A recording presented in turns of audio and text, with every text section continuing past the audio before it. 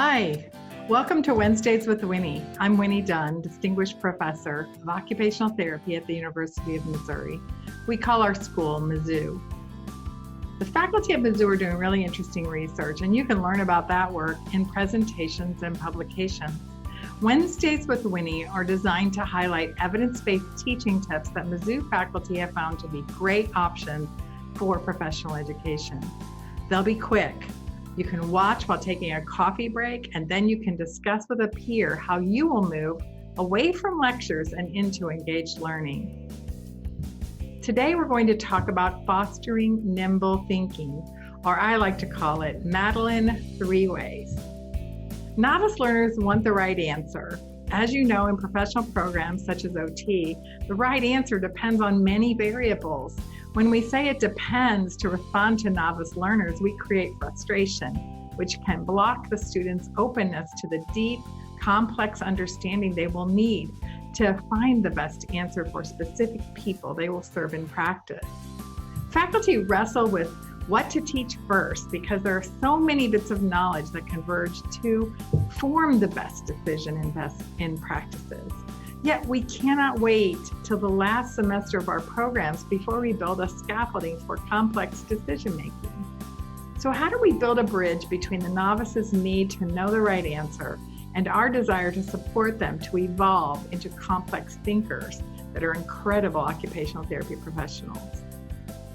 I call this strategy Madeline 3 ways because having a fun name makes the strategy easier to remember.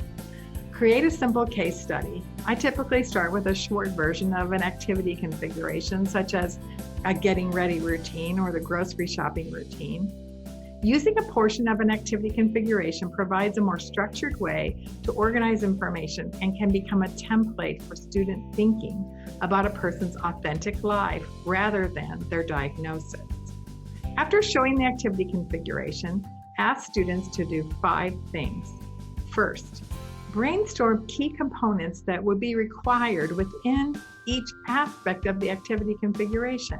For example, if checking the weather for the day is part of the routine, students would think about all the ways to find out the weather and all the person factor skills that would be needed to accomplish those tasks.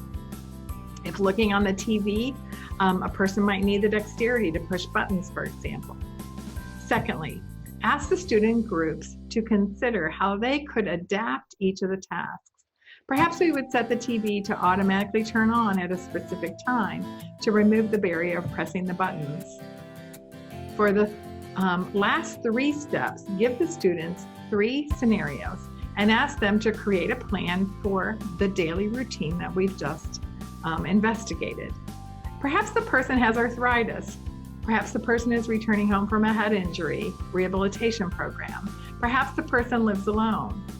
Now the students have to tailor their general ideas for adaptation to meet the needs of the 3 different circumstances. Within a carefully constructed structure, students begin to see how to take a generic right idea and tailor it for special circumstances. I made a worksheet at the website showing the Madeline 3 ways in action. Please feel free to use it. In which class are you going to try Madeline 3 ways? Who are you going to tell about this strategy?